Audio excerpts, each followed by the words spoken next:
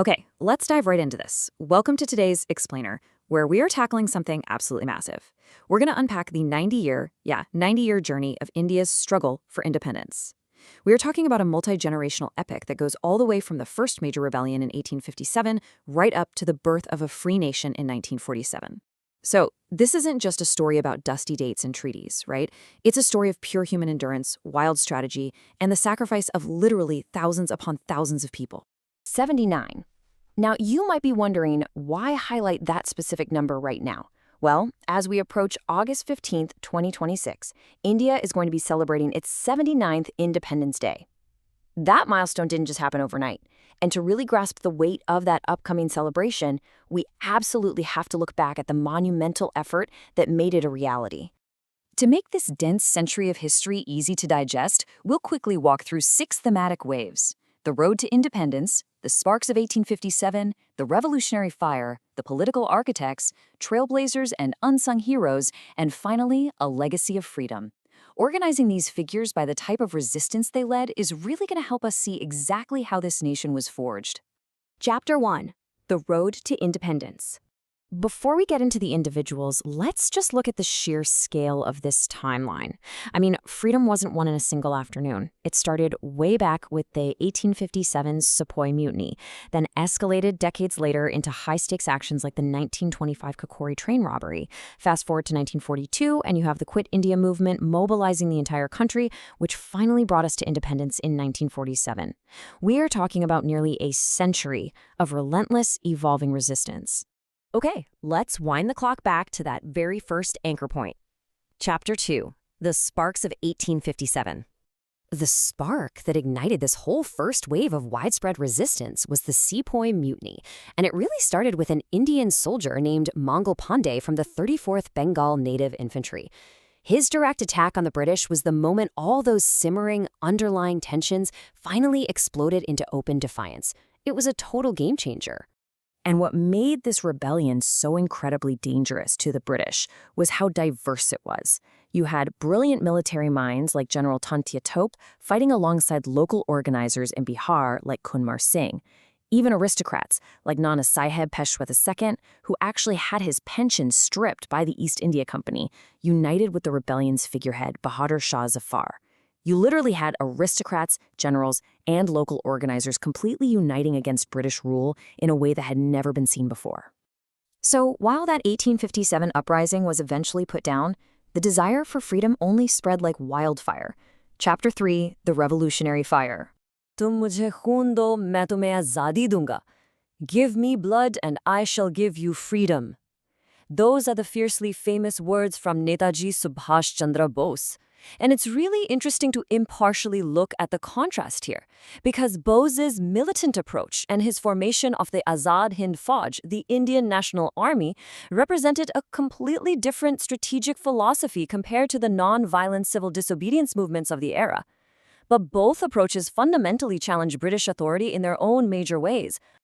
Now, to pull off these high-stakes militant strategies, these young revolutionaries needed a seriously organized underground network. Enter the HSRA, the Hindustan Socialist Republican Association. After the death of its original founder, Ram Prasad Bismil, a guy named Chandrasekhar Azad completely restructured this group to be the central hub planning and executing the resistance. The actions carried out by the HSRA were frankly incredibly intense. You had Bhagat Singh's symbolic Central Legislative Assembly bombing, or the Kakori train robbery pulled off by Ashfaqullah Khan and Roshan Singh. The main goal? Forcefully wake up the nation. But the tragic reality here is that many of these men, like Sukhdev and Bhagat Singh, paid the ultimate price. They were hanged by the British at just 23 years old. 23. Their sacrifice permanently altered the consciousness of the whole country. Right alongside that revolutionary fire, another massive force was building. Chapter 4. The Political Architects. Here we see 2 vastly different, but honestly perfectly complementary strategies emerging. On one side, you have Mahatma Gandhi's philosophy of satyagraha, using nonviolent civil disobedience to mobilize millions and push the British out. On the flip side, you have Sardar Vallabhbhai Patel, the Iron Man of India. He used massive, pragmatic political force to physically bind and unify the independent states once the British actually left. It was the spiritual leader and the pragmatic builder working beautifully in tandem. And these architects weren't just tearing down the old regime, they had to build a new one totally from scratch.